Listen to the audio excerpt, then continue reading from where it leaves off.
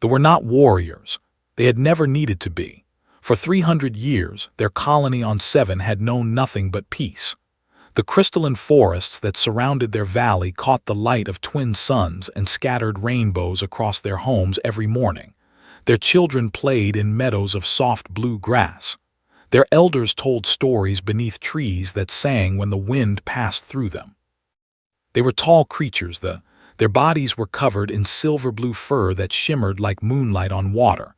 Their faces were long and gentle, somewhere between wolves and something more ancient. Their eyes were large and golden, made for seeing in the dim light of their forest homes. But it was their devotion to their young that defined them above all else. They would die for any cub, not just their own.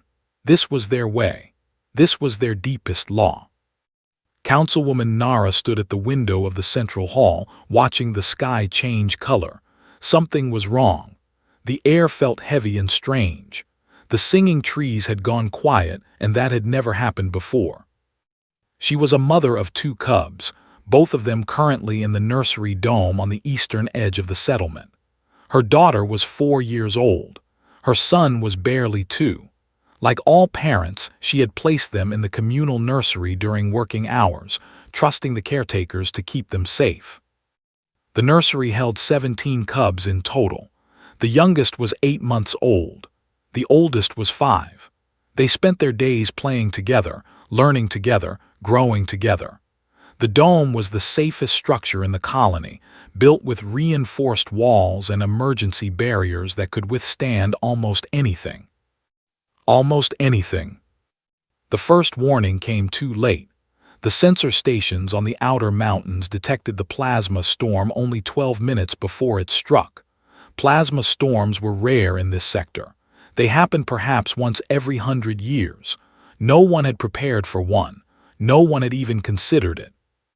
Nara heard the alarms and felt her blood turn to ice.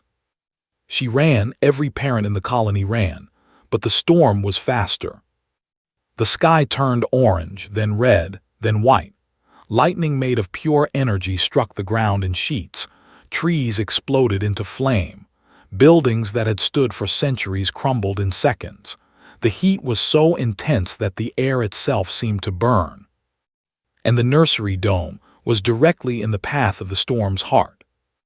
Nara reached the edge of the eastern district just in time to see the dome collapse. One moment it was there, solid and strong. The next moment, a bolt of plasma struck its center, and the whole structure folded inward like paper crushed in a fist. Fire erupted from the wreckage. Flames climbed 30 meters into the sky. She screamed. Every parent around her screamed. They tried to run forward, tried to reach the burning ruins, but the heat pushed them back. It was like standing before an open furnace. The fur on their arms began to singe from 20 meters away. The rescue teams arrived within minutes. They had thermal suits, they had cutting equipment, they had every tool the colony possessed, but none of it was enough. The fire burned too hot. The debris was too unstable. Every time they tried to enter, the flames drove them back. Elder, the leader of the rescue efforts, stood beside Nara with tears streaming down his face. His own grandchild was inside that inferno. They could hear the cubs crying. For 20 terrible minutes they could hear them. Small voices calling for their mothers. Small voices asking why no one was coming. Small voices growing weaker and weaker until finally, mercifully, horribly, they stopped. The fire continued to burn for 3 more hours.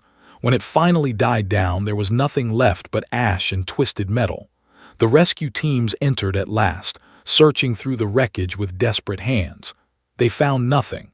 No bodies, no survivors, just destruction so complete that it seemed impossible anything had ever lived there at all. They began their morning songs at sunset. It was a sound that had not been heard on Seven in living memory. A low, mournful howl that rose from hundreds of throats at once, echoing through the ruined valley and up into the darkening sky. Mothers and fathers sang for children they would never hold again. Grandparents sang for futures that would never come. The whole colony sang together, united in grief so profound that it seemed to bend the very air around them. Nara could not sing. Her throat had closed completely. She sat in the ash where the nursery had stood, her hands black with soot, her eyes empty and staring. Her daughter, her son, gone, both of them gone. She had kissed them goodbye that morning. She had promised to pick them up early so they could watch the sunset together. Now there would be no more sunsets, not for her.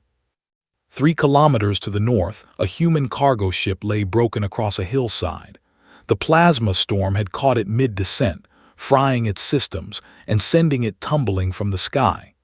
The pilot had managed to crash land rather than simply crash, but only barely. The ship was destroyed beyond repair. Park pulled himself from the wreckage with a broken arm and burns across half his body. He was 29 years old, a simple cargo pilot delivering medical supplies to the outer colonies.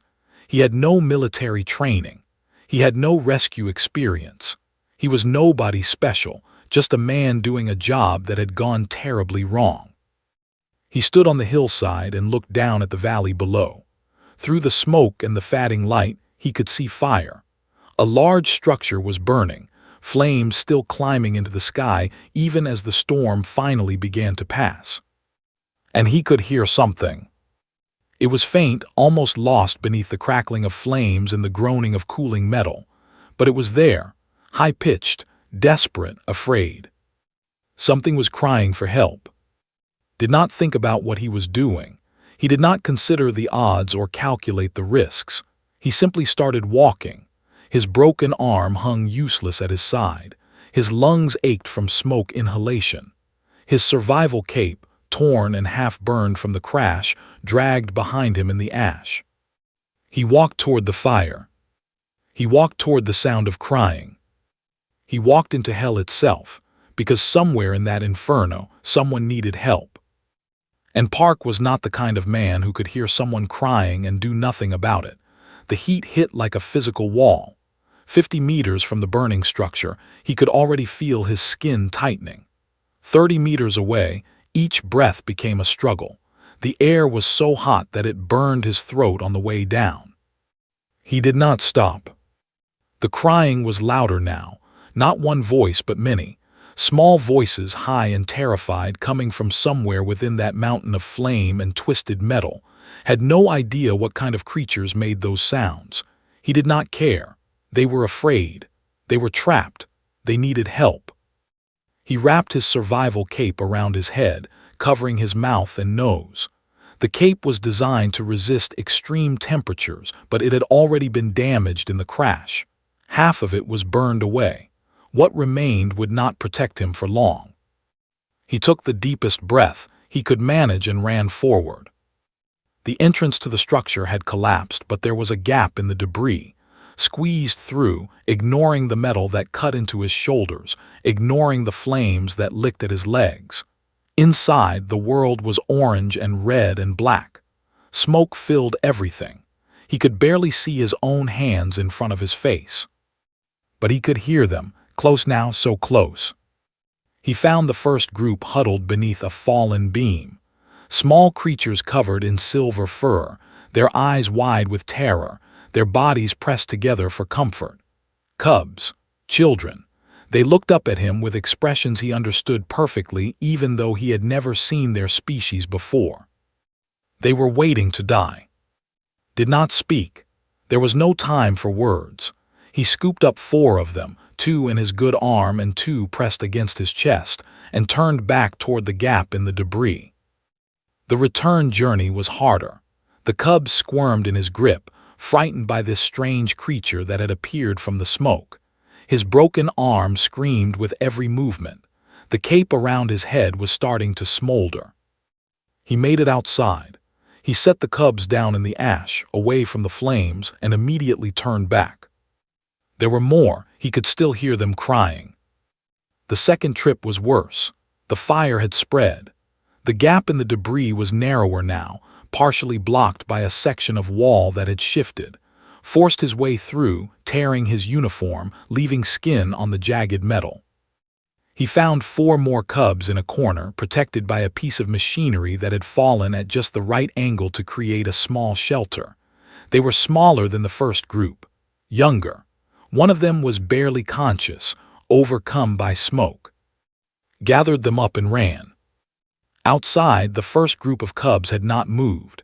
They sat exactly where he had left them, watching the burning structure with expressions of horror.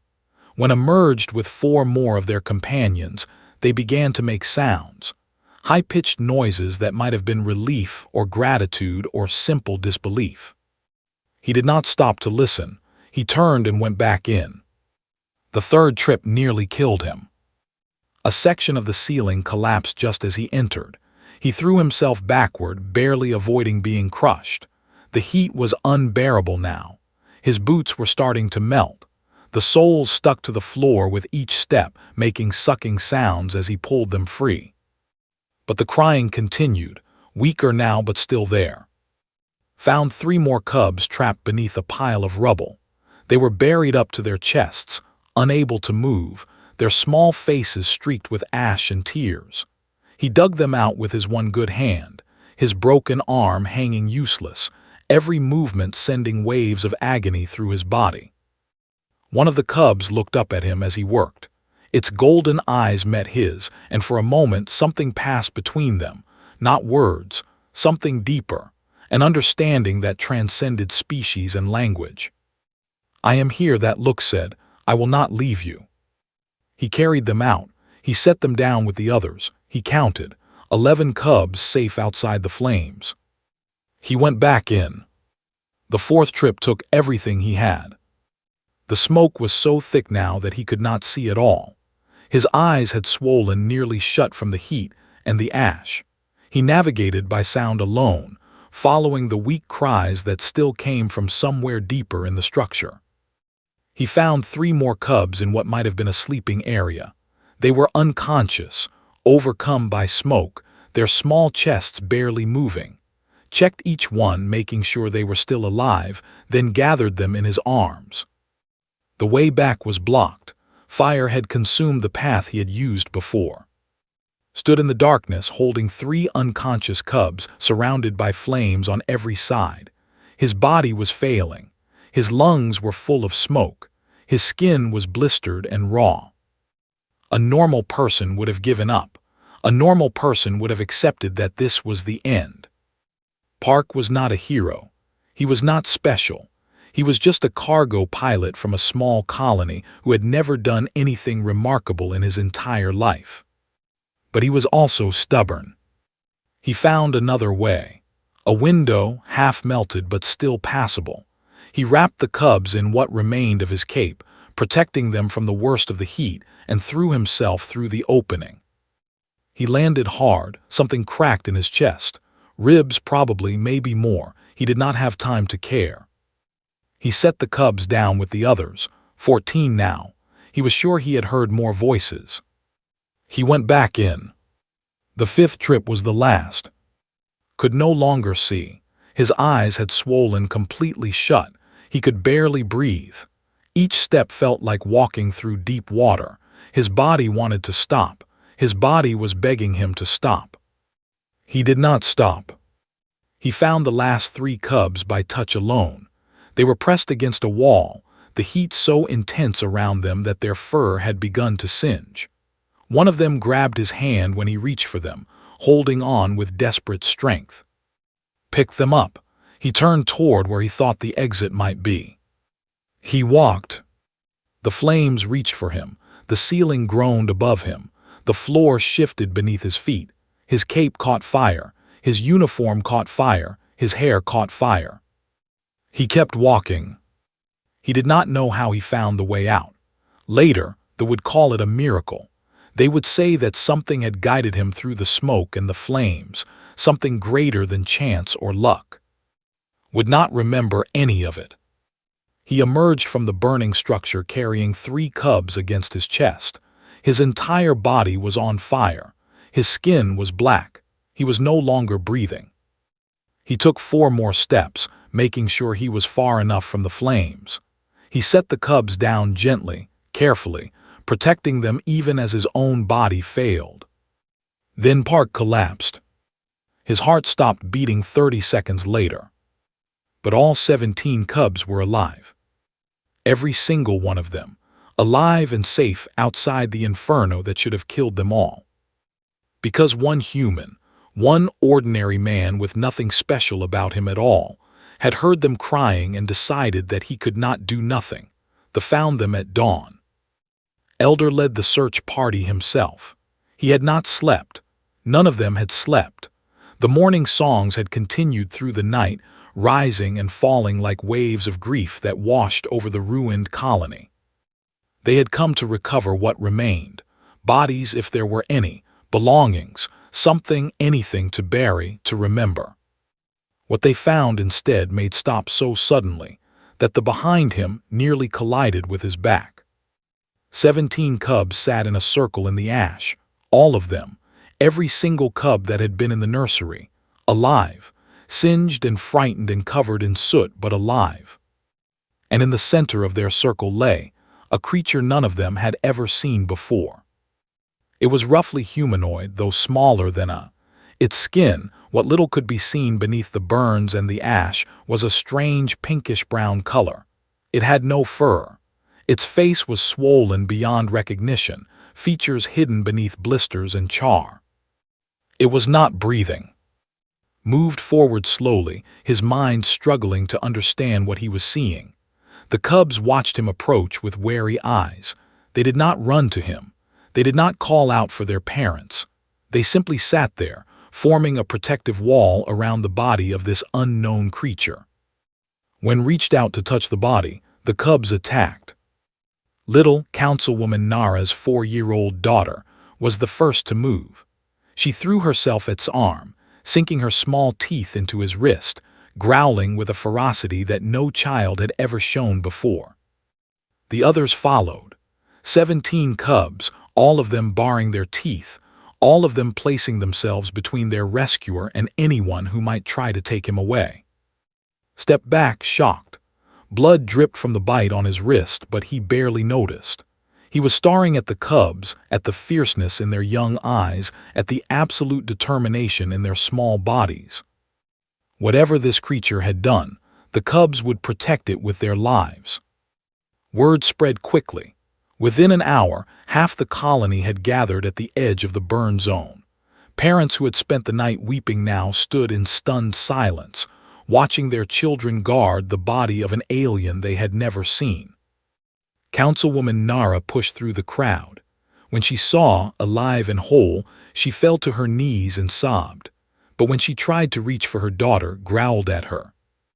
Her own mother growled at her own mother. Nara did not understand. None of them understood. It was who finally provided answers. She was young, barely an adult, working as a communications officer in the colony's central tower. She had been monitoring emergency frequencies when the storm hit, and she had detected something that everyone else had missed. A distress signal from a human cargo ship. She arrived at the burn zone carrying a portable data unit, her silver fur still singed from the night's efforts. She knelt beside the body, careful not to get too close to the protective circle of cubs, and began scanning. The results appeared on her screen. Species, human. Name, Park. Age, 29 standard years. Occupation, cargo pilot, independent contractor. Current status, deceased. Felt her throat tighten.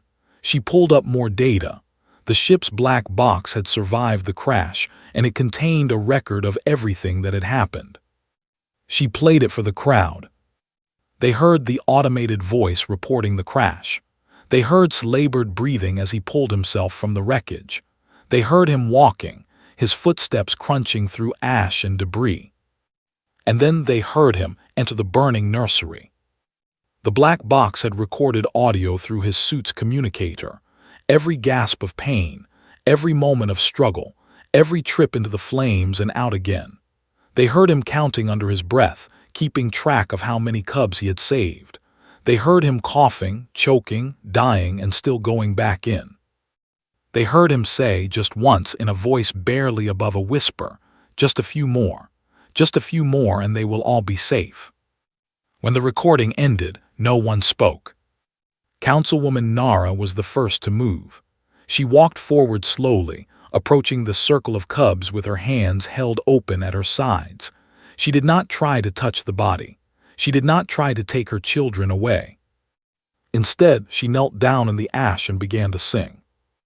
Not a morning song, something different, something older, a song of gratitude, a song of debt, a song that every knew in their bones, passed down through generations since the beginning of their species. The song of one who has given everything for another. One by one, the other parents joined her. Their voices rose together, filling the morning air with a melody so beautiful and so sad that it seemed to make the very sky weep. The cubs listened.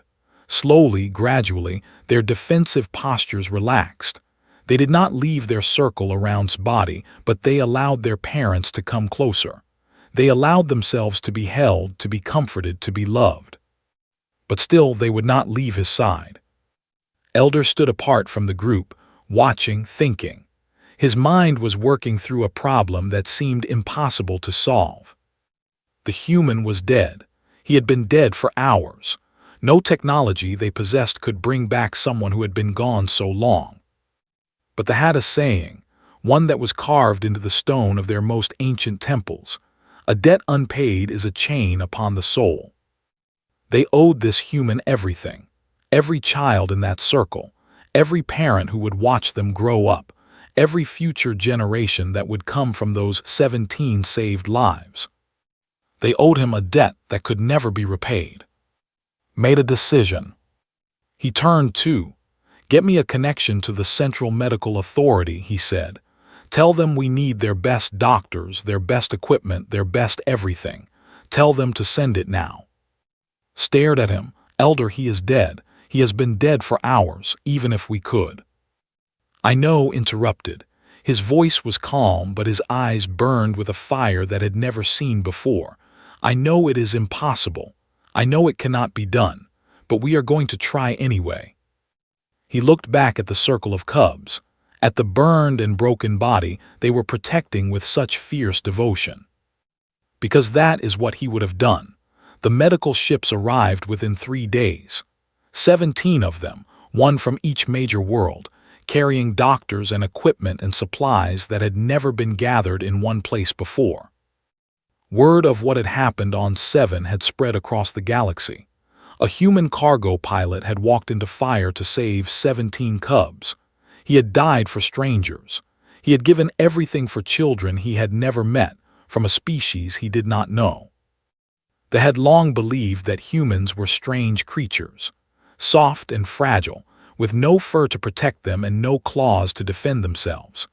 They lived short lives and seemed to spend most of those lives rushing from one place to another, always busy, always in a hurry.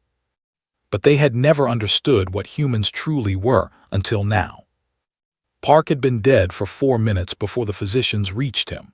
His heart had stopped. His brain had been without oxygen for longer than any human could survive. His body was burned over 90% of its surface, damaged beyond anything that should be possible to repair. Every medical textbook in the galaxy said the same thing. He was gone.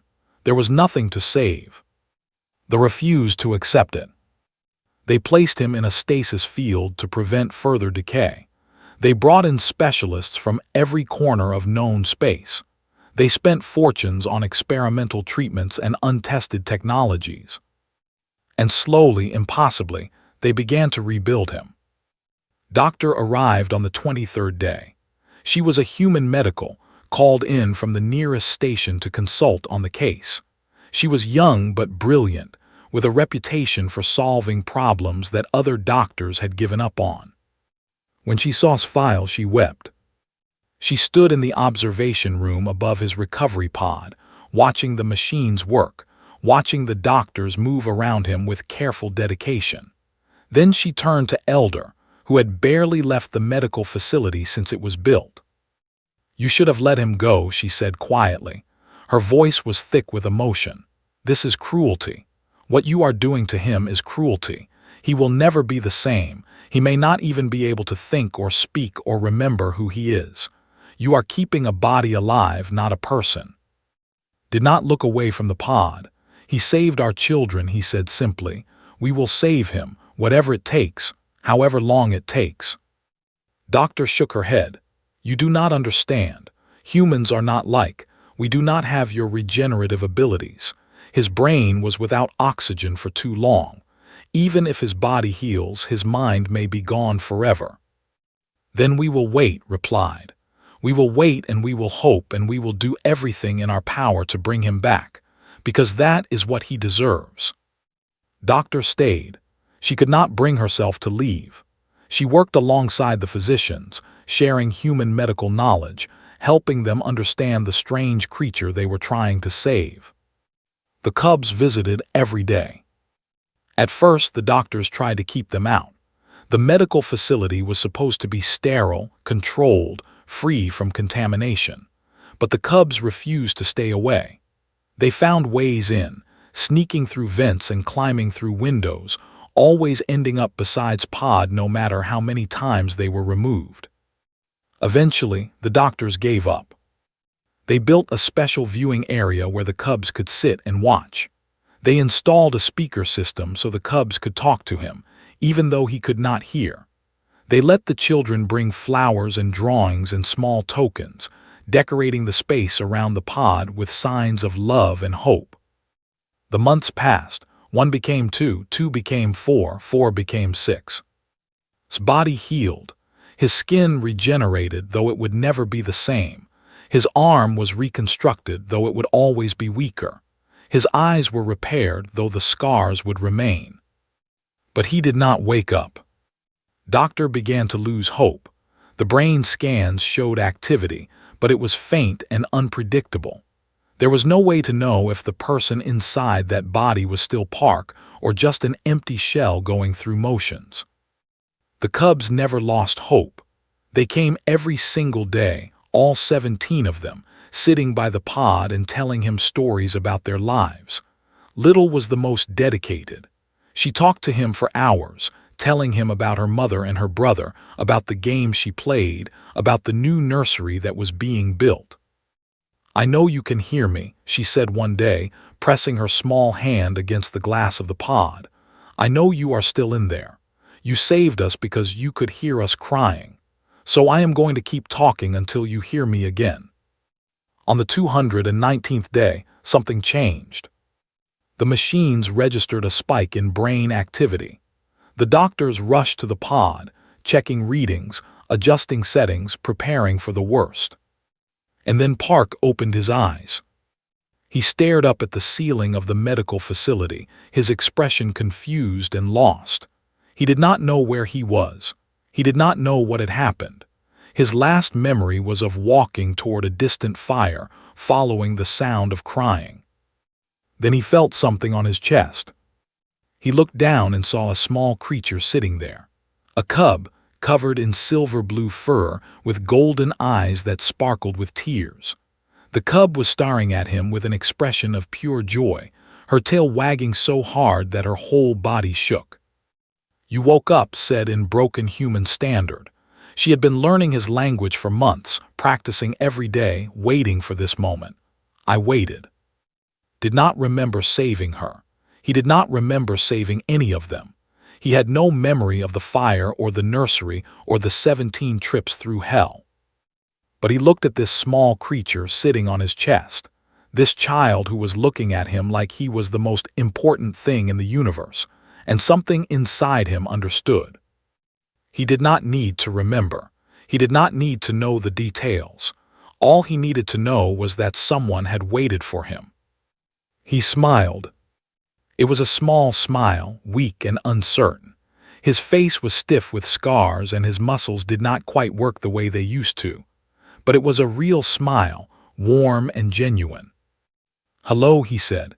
His voice was rough, barely above a whisper. "I am." Laughed, a bright and happy sound that echoed through the medical facility. "I know," she said. "I know who you are."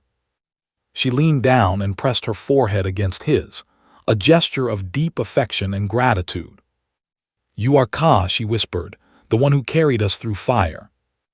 And she stayed there, curled up on his chest, refusing to move, until her mother came to take her home. Even then, she made Nara promise to bring her back tomorrow, and the day after, and every day after that.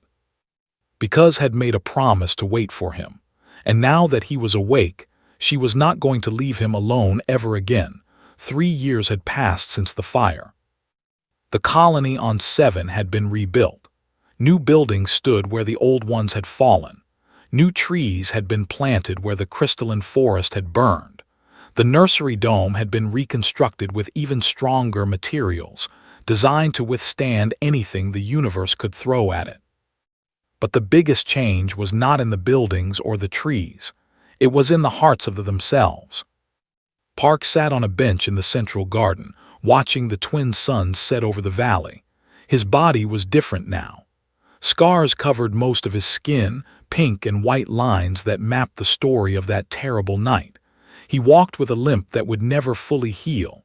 His left arm was weaker than his right, and always would be. But he was alive. Against all odds, against every prediction, he was alive. And he was not alone. 17 young surrounded him. They were not cubs anymore.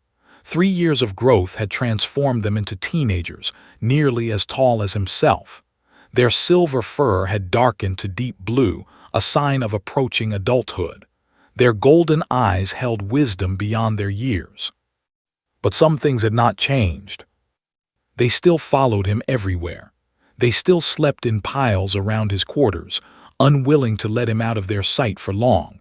They still called him Ka, the one who carried them through fire. Sat beside him on the bench, her head resting on his shoulder. She was 7 now, tall and graceful, with her mother's sharp intelligence and her father's quiet strength. She had become something like a daughter to him, or perhaps a sister, or perhaps something that had no name in any language. She had been the first to reach him when he woke up. She had been the last to leave his side each night. And she had been the fiercest defender of his presence in their community, shutting down any voice that questioned whether a human belonged among the. He belongs to us, she had told the council when she was barely 5 years old. He belongs to us and we belong to him. That is how it is. No one had argued with her since. The Galactic Council session was scheduled for the next morning, had tried to avoid it. He did not like attention. He did not think he deserved the honors that were being proposed. He had simply done what anyone would have done. But they would not be dissuaded. They were requesting that Park be granted dual citizenship, something that had never been offered to an outsider in all of history. More than that, they were requesting that he be formally adopted into 17 different family lines simultaneously. 17 families, 17 bonds, 17 debts that could never truly be repaid. The hearing chamber was full when arrived. Representatives from 100 different species had come to witness this moment. Cameras broadcast the proceedings to billions of viewers across the galaxy. Stood before the council, uncomfortable in the formal clothes they had given him. The 17 young stood behind him, arranged in a half-circle, their presence a statement that needed no words. The council asked him to speak, to explain what he had done, to help them understand why. Was quiet for a long moment. He looked at the faces watching him, the thousands of eyes waiting for wisdom or heroism or something worth remembering. He thought about that night, about the fire and the smoke and the sound of crying, about the fear and the pain and the certainty that he was going to die. I do not remember most of it, he said finally. His voice was soft, almost shy. The doctors say my brain blocked out the worst parts. Maybe that is a kindness. Maybe it is not. He paused, gathering his thoughts. But I remember the sound. I remember hearing something crying in the dark, and I remember thinking that I could not just do nothing, that I could not walk away and leave them there.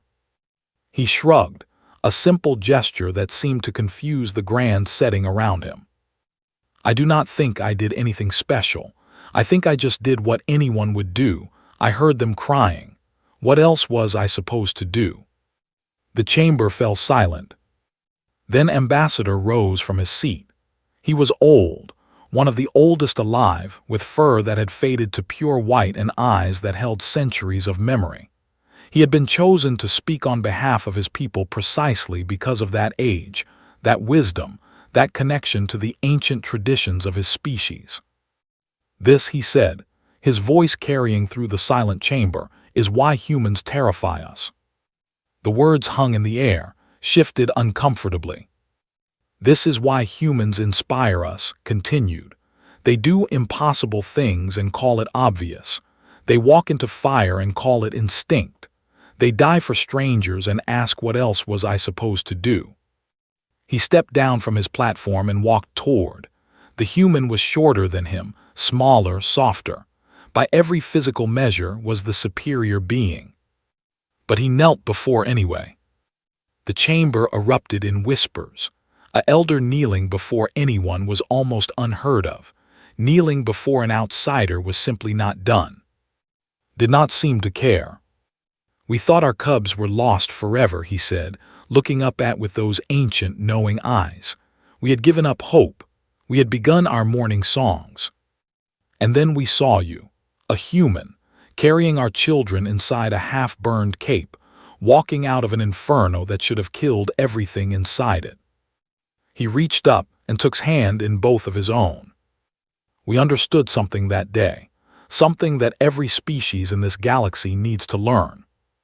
The chamber was absolutely silent now. Every eye was fixed on the two figures at its center. Humans are not the strongest species, said. They are not the fastest or the most advanced. Their bodies are fragile. Their lives are short. By every measure we use to judge greatness, they fall short. He squeezed his hand. But when it matters, when lives hang in the balance, when hope seems lost and darkness seems overwhelming, humans become something else entirely. Rose to his feet, still holding his hand, and turned to face the chamber. They become unstoppable. The 17 young stepped forward, surrounding, pressing close, took his other hand. The others placed their hands on his shoulders, his back, his arms. They wrapped him in their presence, their warmth, their love. This human saved our children, declared. Now he is our family. Now he is our pack, and any who threaten him threaten all of us. He looked directly into the cameras, directly into the eyes of every being watching across the galaxy. Remember this day. Remember this man. Remember what one ordinary human did when he heard someone crying for help. He smiled, and for a moment he looked almost young again. And remember to never, ever make the mistake of underestimating them. The chamber erupted into applause. The vote was unanimous.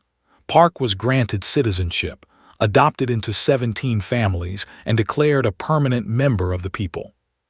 But did not notice any of that. He was too busy looking at the 17 young faces surrounding him, the children he had saved without even knowing it, the family he had found in the most unlikely of places. He thought about his old life, the cargo runs, the loneliness, the feeling that he was just passing through the universe without leaving any mark at all. He thought about his new life, the colony on 7, the silver-furred children who refused to let him eat alone or sleep alone or be alone at all, the sense of belonging that he had never known before. He smiled, small and quiet, the same smile he had given on the day he woke up. I guess I am home now, he said softly. Laughed and hugged him. You have always been home, Ka. You just did not know it yet. And surrounded by his pack, by his family, by the children he had carried through fire, Park finally allowed himself to believe it.